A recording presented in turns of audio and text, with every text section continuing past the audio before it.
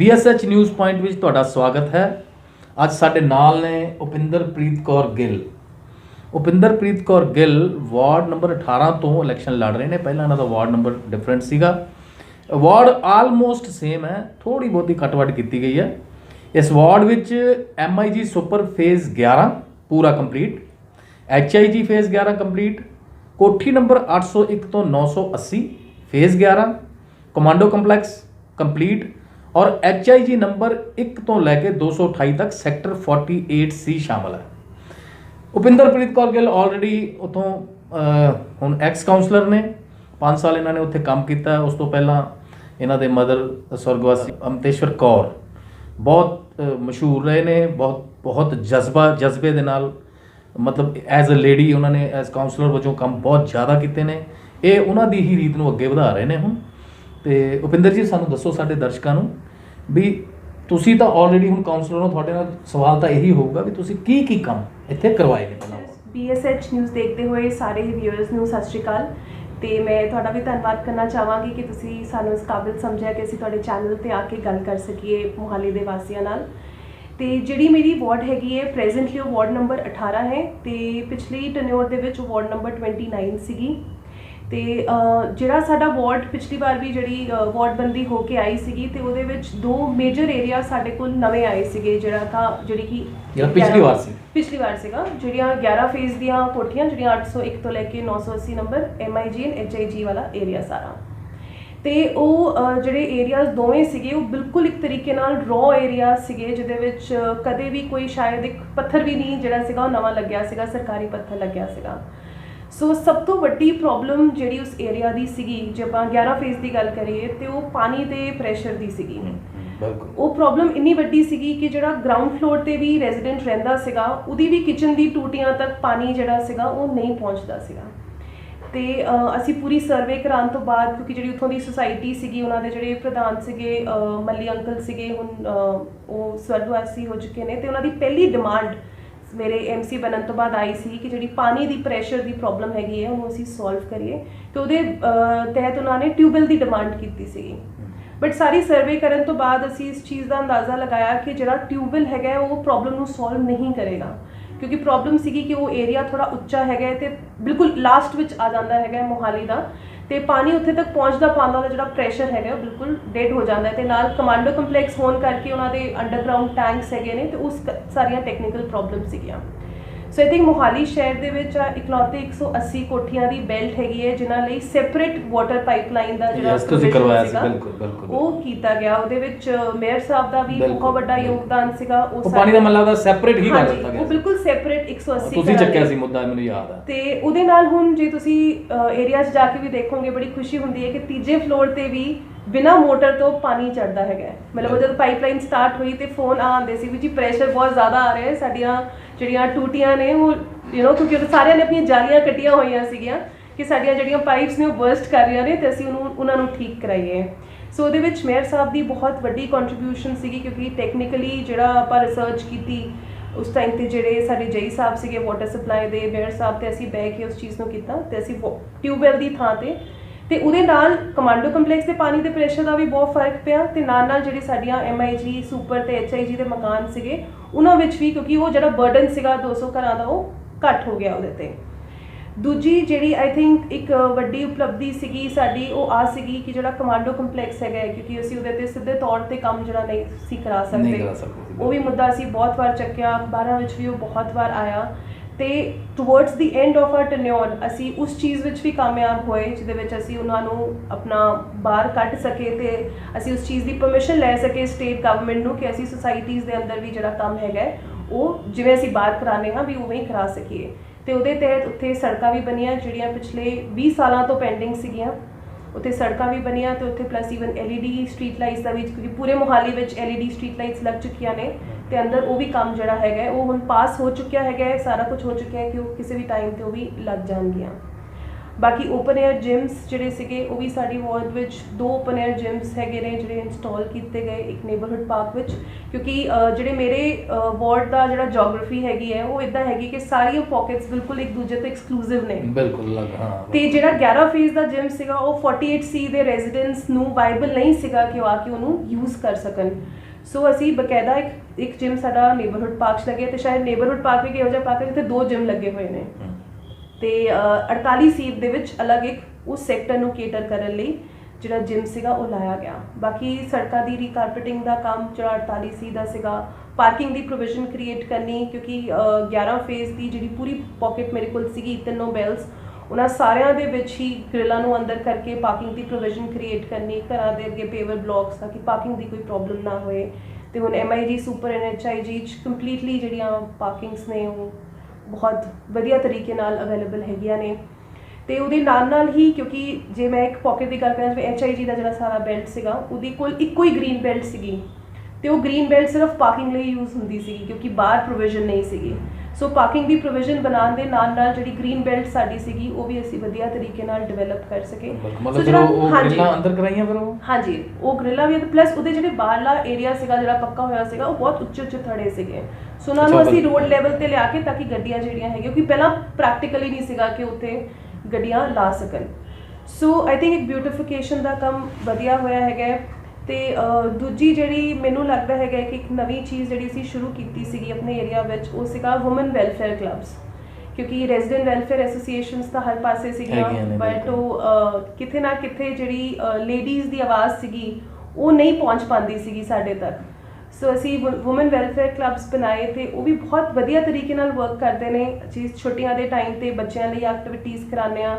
ਜਿਹੜੀ ਲੇਡੀਜ਼ ਕਿਸੇ ਦੀ ਪੇਂਟਿੰਗ ਵਧੀਆ ਹੁੰਦੀ ਹੈ, ਕਿਸੇ ਦੀ ਰੀਡਿੰਗ ਚੰਗੀ ਹੁੰਦੀ ਹੈ, ਕਿਸੇ ਕੋਲ ਕੋਈ ਹੋਰ ਹੁਨਰ ਹੁੰਦਾ ਹੈ, ਸੋ ਅਸੀਂ ਕੋਸ਼ਿਸ਼ ਕਰਦੇ ਹਾਂ ਕਿ ਇਕੱਠੇ ਹੋ ਕੇ ਅਸੀਂ ਬੱਚਿਆਂ ਨੂੰ ਉਹ ਚੀਜ਼ ਸਿਖਾ ਸਕਣ ਤੇ ਨਾਲ ਦੇ ਨਾਲ ਜਿਹੜੀਆਂ ਸੈਕਟਰ ਦੀਆਂ ਰਿਕੁਆਇਰਮੈਂਟਸ ਹੈਗੀਆਂ ਨੇ ਉਹਨਾਂ ਨੂੰ ਵੀ ਅਸੀਂ ਕਰ ਸਕੀਏ। ਸੋ ਲਗਭਗ 5 ਕਰੋੜ ਦੇ ਕੰਮ ਜਿਹੜੇ ਹੈਗੇ ਨੇ ਉਹ ਮੇਰੀ ਵਾਰਡ ਵਿੱਚ ਹੋਏ ਨੇ ਇਸ ਟੈਨਿਓਰ ਦੇ ਵਿੱਚ।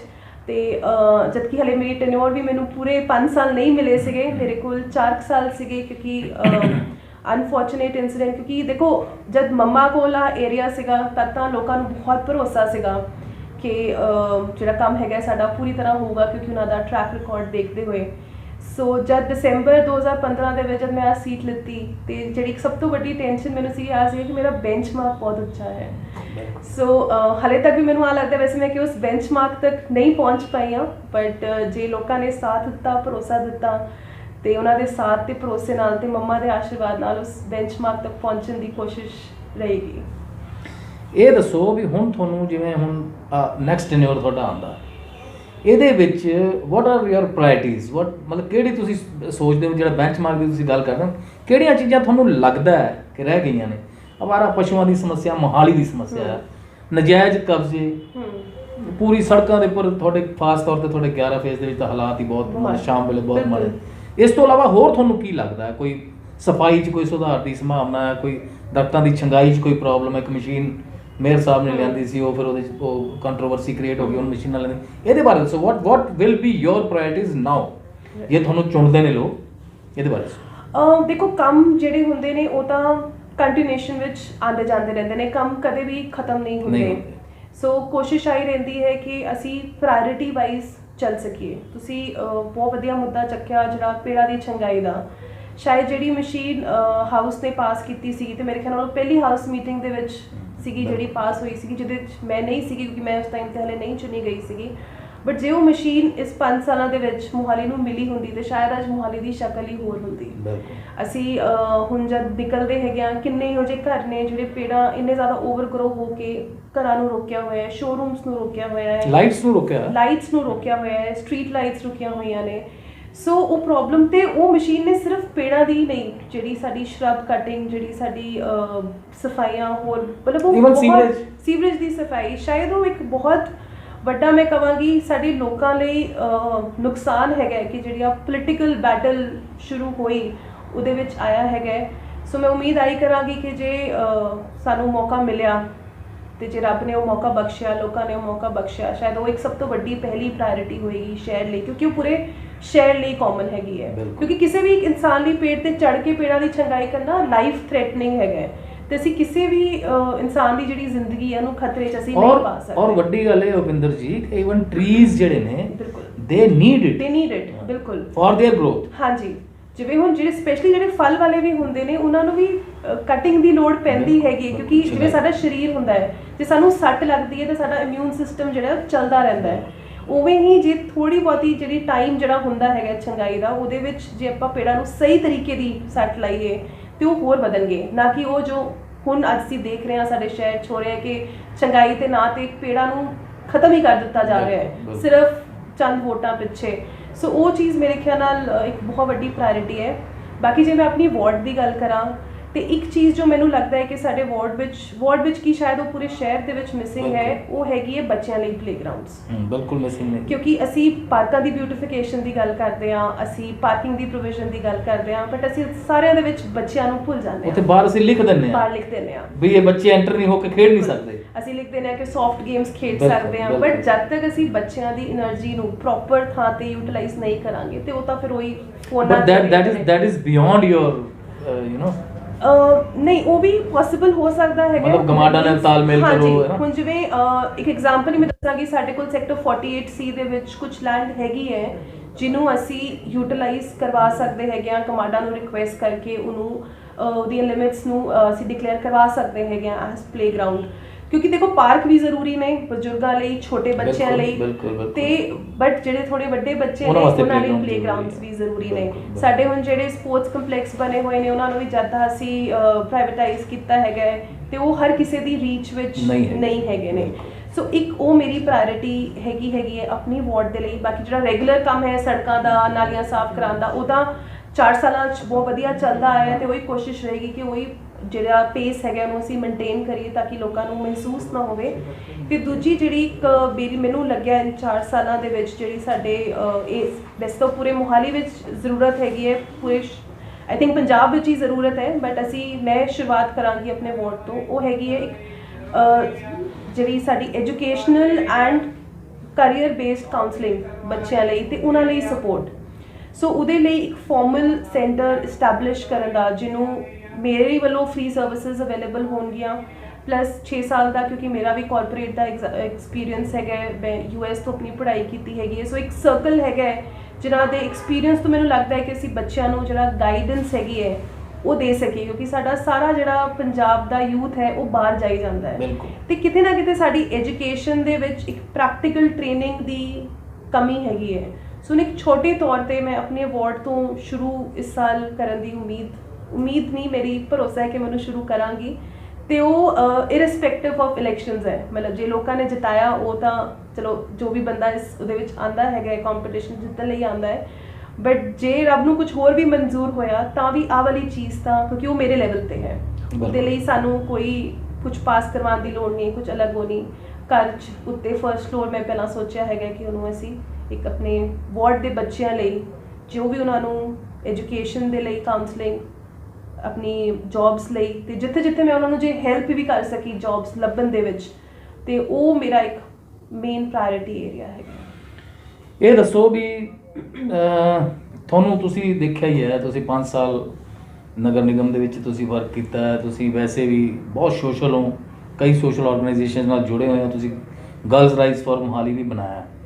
ਵਾਟ ਡੂ ਯੂ ਥਿੰਕ ਕਿ ਜਿਹੜੀਆਂ ਲੜਕੀਆਂ ਅੱਗੇ ਕਿਉਂ ਨਹੀਂ ਆ ਪਾ ਰਹੀਆਂ ਹਰੇਕ ਫੀਲਡ ਦੇ ਵਿੱਚ, ਖਾਸ ਤੌਰ ਤੇ ਪੋਲਿਟਿਕਸ ਦੇ ਵਿੱਚ ਕਿਉਂ ਨਹੀਂ ਅੱਗੇ ਆਉਂਦੀਆਂ, ਇਹਦੇ ਬਾਰੇ ਕੋਈ ਦੱਸੋ, ਤੇ ਆਪਣੀ ਉਸ ਐਸੋਸੀਏਸ਼ਨ ਬਾਰੇ ਵੀ ਜ਼ਰੂਰ ਦੱਸੋ ਜਿਹੜੀ ਤੁਸੀਂ ਬਣਾਈ ਹੈ। ਤੁਸੀਂ ਆ ਇੱਕ ਬਹੁਤ important and I wood say sensitive topic ਜਿਹੜਾ ਹੈਗਾ ਉਹਨੂੰ ਅਸੀਂ ਟੱਚ ਕੀਤਾ ਹੈਗਾ, ਕਿਉਂਕਿ ਪੋਲਿਟਿਕਸ ਦੀ ਜੇ ਅਸੀਂ ਗੱਲ ਕਰੀਏ ਤੇ ਕਿਤੇ ਨਾ ਕਿਤੇ ਬਚਪਨ ਤੋਂ ਨਾ ਇਸ ਤਰੀਕੇ ਦੀ ਕੰਡੀਸ਼ਨਿੰਗ ਕੀਤੀ ਜਾਂਦੀ ਹੈਗੀ ਹੈ ਕਿ ਕੁਝ ਕੈਰੀਅਰਸ, ਕੁਝ ਲਾਈਨਸ ਇਹੋ ਜਿਹੀਆਂ ਨੇ ਜਿਹੜੀਆਂ ਸਿਰਫ ਬੰਦਿਆਂ ਲਈ ਹੈਗੀਆਂ ਨੇ, ਜਿੱਥੇ ਸਿਰਫ ਬੰਦਿਆਂ ਦਾ ਇੱਕ ਅਪਰ ਹੈਂਡ ਹੈਗਾ ਤੇ ਪੋਲਿਟਿਕਸ ਉਹਨਾਂ 'ਚੋਂ ਇੱਕ ਹੈਗਾ। ਜਦਕਿ ਜੇ ਅਸੀਂ ਆਪਣੇ ਆਲੇ ਦੁਆਲੇ ਦੇਖੀਏ ਕਿ ਇਫ ਗਿਵਨ ਦੀ ਓਪਰਚੁਨਿਟੀ, ਜਿਹੜੀਆਂ ਫੀਮੇਲਸ ਨੇ, ਜਿਹੜੀਆਂ ਕੁੜੀਆਂ ਨੇ, ਜਿਹੜੀਆਂ ਲੇਡੀਜ਼ ਨੇ, ਉਹ ਬਹੁਤ ਵਧੀਆ ਕੰਮ ਕਰ ਸਕਦੀਆਂ ਨੇ, ਬਹੁਤ ਅੱਗੇ ਤੱਕ ਉਹਨੂੰ ਲੈ ਕੇ ਜਾ ਸਕਦੀਆਂ ਨੇ। ਮੈਂ ਆ ਨਹੀਂ ਕਹੂੰਗੀ ਕੌਣ ਬਿਹਤਰ ਕਰ ਸਕਦਾ ਹੈ, ਕਿਉਂਕਿ ਉਹ ਅਗੇਨ ਉਹ ਜੈਂਡਰ ਦੇ ਉੱਤੇ ਨਹੀਂ ਡਿਪੈਂਡ, ਉਹ ਡਿਪੈਂਡ ਹੈ ਤੁਹਾਡੀ ਕੈਪੇਬਿਲਿਟੀ ਦੇ ਉੱਤੇ, ਤੁਹਾਡੀ ਐਬਿਲਿਟੀਜ਼ ਦੇ ਉੱਤੇ। ਸੋ ਜਦ ਅਸੀਂ ਗਰਲਸ ਰਾਈਟਸ ਫॉर ਮੋਹਾਲੀ ਵੀ 2015 ਦੇ ਵਿੱਚ ਅਸੀਂ ਇਹਨੂੰ ਸ਼ੁਰੂ ਕੀਤਾ ਸੀਗਾ, ਤੇ ਉਹਦਾ ਵੀ ਸਾਡਾ ਜਿਹੜਾ ਇੱਕ ਮੇਨ ਏਮ ਹੈਗਾ ਉਹ ਆ ਹੈਗਾ ਕਿ ਅਸੀਂ ਆਪਣੇ ਸ਼ਹਿਰ ਦੇ ਵਿੱਚ ਹੀ ਉਹਨਾਂ ਲੇਡੀਜ਼ ਨੂੰ, ਉਹਨਾਂ ਕੁੜੀਆਂ ਨੂੰ ਆਈਡੈਂਟੀਫਾਈ ਕਰ ਸਕੀਏ ਜੋ ਸੁਸਾਇਟੀ ਲਈ, ਜੋ ਆਪਣੇ ਲਈ, ਦੂਜੀ ਔਰਤਾਂ ਲਈ ਕੁਝ ਕਰ ਸਕਦੀਆਂ, ਲਾਹੇਵੰਦ ਹੋ। ਹਾਂਜੀ, ਤੇ ਉਹਨੂੰ ਸਾਡਾ ਬਹੁਤ ਵਧੀਆ ਰਿਸਪੌਂਸ ਮਿਲਿਆ। ਮੈਨੂੰ ਯਾਦ ਹੈ ਅਸੀਂ 2 ਅਕਤੂਬਰ 2015 ਸ਼ੁਰੂ ਕੀਤਾ ਸੀਗਾ 4 ਕੁੜੀਆਂ ਦੇ ਨਾਲ, ਤੇ ਅੱਜ ਅਸੀਂ ਉਹਦੀ ਮੈਂਬਰਸ਼ਿਪ ਦੀ ਗੱਲ ਕਰੀਏ ਸਾਡੇ ਕੋਲ 350 ਕੁੜੀਆਂ ਦਾ ਸਿਰਫ ਜਿਹੜੀਆਂ ਮੁਹਾਲੀ ਤੋਂ ਨੇ। ਕੁੜੀਆਂ ਵਿੱਚ ਲੇਡੀਜ਼ ਹਰ ਉਮਰ ਦੀਆਂ ਸ਼ਾਮਿਲ ਨੇ, 13 ਸਾਲ ਤੋਂ ਲੈ ਕੇ ਐਨੀ ਲਿਮਿਟ, ਤੇ ਉਹ ਮੈਂਬਰਸ ਹੈਗੀਆਂ ਨੇ। ਤੇ ਵੱਖ-ਵੱਖ ਤਰ੍ਹਾਂ ਦੀਆਂ ਅਸੀਂ ਐਕਟੀਵਿਟੀਜ਼ ਵੀ ਸ਼ਹਿਰ ਵਿੱਚ ਕਰਾਉਣੀਆਂ ਕੋਸ਼ਿਸ਼ ਕੀਤੀਆਂ। ਡਿਫੈਂਸ ਕੈਂਪਸ ਹੋਏ, ਯੋਗਾ ਕੈਂਪਸ ਹੋਏ, ਫਿਟਨੈਸ ਕੈਂਪਸ ਹੋਏ। ਲਾਸਟ ਈਅਰ ਅਸੀਂ 2018 ਦੇ ਵਿੱਚ ਅਸੀਂ 19 ਦੇ ਵਿੱਚ ਸੌਰੀ ਜਦ ਵੂਮੈਨਸ ਡੇ ਦੇ ਉੱਤੇ ਅਸੀਂ ਈਵਨ ਜਿਹੜਾ ਇੱਥੇ ਪੈਰਾਗਨ ਸਕੂਲ ਹੈਗਾ ਉੱਥੇ ਅਸੀਂ ਕੈਨੇਡੀਅਨ ਹਾਈ ਕਮਿਸ਼ਨ ਦੇ ਨਾਲ ਵੀ ਇੱਕ ਇਵੈਂਟ ਕਰਵਾਇਆ ਸੀਗਾ, ਜਿਹਦੇ ਵਿੱਚ ਅਸੀਂ ਮੁਹਾਲੀ ਦੀਆਂ ਕੁੜੀਆਂ ਤੇ ਲੇਡੀਜ਼ ਜਿਨ੍ਹਾਂ ਨੇ ਆਪਣੀ ਆਪਣੀ ਰਿਸਪੈਕਟਿਵ ਫੀਲਡਸ ਦੇ ਵਿੱਚ ਅਚੀਵਮੈਂਟਸ ਹਾਸਲ ਕੀਤੀਆਂ ਨੇ, ਉਹਨਾਂ ਨੂੰ ਅਸੀਂ ਆਨਰ ਕਰਨ ਦੀ ਇੱਕ ਕੋਸ਼ਿਸ਼ ਕੀਤੀ ਸੀਗੀ।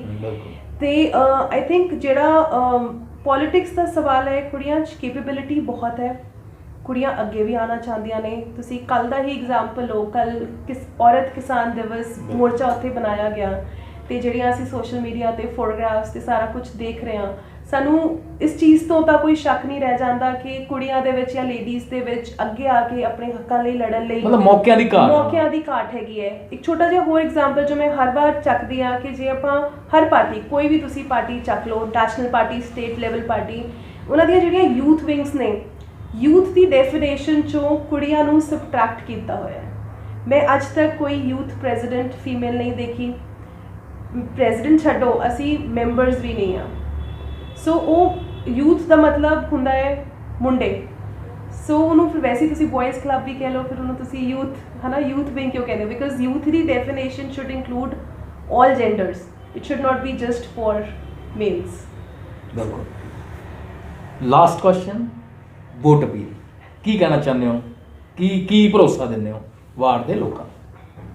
ਮੈਂ ਆਪਣੇ ਵਾਰਡ ਵਾਸੀਆਂ ਨੂੰ ਇੱਕ ਆਹ ਭਰੋਸਾ ਦਿਖਾ ਸਕਦੀ ਹਾਂ ਕਿ ਜਿਹੜੇ 4 ਸਾਲਾਂ ਦੇ ਵਿੱਚ, ਪਿਛਲੇ 4 ਸਾਲਾਂ ਵਿੱਚ ਤੁਸੀਂ ਸਾਰਿਆਂ ਨੇ ਮੇਰੇ ਉੱਤੇ ਜਿਹੜਾ ਭਰੋਸਾ ਜਤਾਇਆ, ਉਹਦੇ ਲਈ ਮੈਂ ਬਹੁਤ ਜ਼ਿਆਦਾ ਸ਼ੁਕਰਗੁਜ਼ਾਰ ਹਾਂ।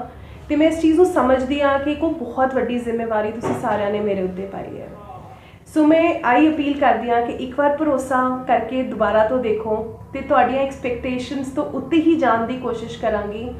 ਤੇ ਇੱਕ ਚੀਜ਼ ਜੋ ਮੈਂ ਹਮੇਸ਼ਾ ਕਹਿੰਦੀ ਹਾਂ ਕਿ ਮੈਨੂੰ ਆਪਣਾ MC ਨਹੀਂ, ਬੇਟੀ ਸਮਝ ਕੇ ਰੱਖਿਓ, ਤੇ ਉਸੇ ਬੇਟੀ ਦੇ ਹੱਕ ਨਾਲ ਹੀ ਤੁਸੀਂ ਮੇਰੇ ਤੋਂ ਡਾਂਟ ਕੇ ਵੀ ਕੰਮ ਕਰਾ ਸਕਦੇ ਹੋ, ਤੁਸੀਂ ਮੇਰੇ ਨਾਲ ਪਿਆਰ ਨਾਲ ਵੀ ਕੰਮ ਕਰਾ ਸਕਦੇ ਹੋ। ਤੇ ਇੱਕ ਪ੍ਰੋਮਿਸ ਜਿਹੜਾ ਮੇਰੇ ਵੱਲੋਂ ਹੈਗਾ ਉਹ ਆ ਹੈਗਾ ਕਿ 24/7 I am available for all of you। ਮੈਂ ਕੋਈ ਜੌਬ ਨਹੀਂ ਕਰਦੀ ਆ, ਮੇਰਾ ਕੋਈ ਬਿਜ਼ਨਸ ਨਹੀਂ ਹੈ, ਆਈ ਸੇਵਾ ਮੇਰਾ ਕੰਮ ਹੈ। ਸੋ ਹਰ ਟਾਈਮ ਮੈਂ ਅਵੇਲੇਬਲ ਹੈਗੀ ਹਾਂ, ਜੋ ਵੀ ਤੁਹਾਡੀਆਂ ਰਿਕੁਆਇਰਮੈਂਟਸ ਹੈਗੀਆਂ ਨੇ, ਜੋ ਵੀ ਤੁਹਾਡੀਆਂ ਨੀਡਸ ਨੇ, ਤੇ ਸਿਰਫ ਡਿਵੈਲਪਮੈਂਟ ਤੱਕ ਨਹੀਂ, ਬਟ ਮੇਰਾ ਇਹ ਬਿਲੀਫ ਹੈ ਕਿ ਜਿਹੜਾ ਇੱਕ ਕਾਉਂਸਲਰ ਹੁੰਦਾ ਏਰੀਆ ਦਾ, ਡਿਵੈਲਪਮੈਂਟ ਦੇ ਨਾਲ ਨਾਲ ਆਪਣੇ ਵਾਰਡ ਦੇ ਲੋਕਾਂ ਦੀ ਵੈਲਫੇਅਰ ਜਿਹੜੀ ਹੈਗੀ ਹੈ ਉਹ ਬਹੁਤ ਜ਼ਰੂਰੀ ਹੈ। ਸੋ ਮੈਂ ਇਹ ਕਹਾਂਗੀ ਕਿ ਇੱਕ ਵੋਟ ਅਪੀਲ ਕਰਦੀ ਹਾਂ ਕਿ ਇੱਕ ਵਾਰ ਫੇਰ ਤੋਂ ਆਪਣਾ ਭਰੋਸਾ ਮੇਰੇ ਉੱਤੇ ਤੁਸੀਂ ਇੱਦਾਂ ਹੀ ਬਣਾਏ ਰੱਖਿਓ, ਤਾਂ ਕਿ ਤੁਹਾਡੀ ਜਿਹੜੀ ਸੇਵਾ ਹੈਗੀ ਹੈ ਉਹਨੂੰ ਮੈਂ ਇੱਦਾਂ ਹੀ ਕਰਦੀ ਰਹਾਂ। ਤੁਸੀਂ ਉਪਿੰਦਰਪ੍ਰੀਤ ਕੌਰ ਗਿੱਲ ਦੇ ਵਿਚਾਰ ਸੁਣ ਲਏ ਨੇ। ਜੇ ਤੁਹਾਨੂੰ ਇਹ ਪਸੰਦ ਆਉਂਦੇ ਨੇ, ਇਹਨੂੰ ਪੂਰੇ ਨੂੰ ਲਾਈਕ ਕਰੋ, ਸਾਡੇ ਚੈਨਲ ਨੂੰ ਸਬਸਕ੍ਰਾਈਬ ਕਰੋ, ਤੇ ਇਸ ਵੀਡੀਓ ਨੂੰ ਦੱਬ ਕੇ ਸ਼ੇਅਰ ਕਰੋ ਤਾਂ ਕਿ ਵੱਧ ਤੋਂ ਵੱਧ ਲੋਕਾਂ ਤੱਕ ਇਹ ਵਿਚਾਰ ਪਹੁੰਚ ਸਕਣ। ਧੰਨਵਾਦ।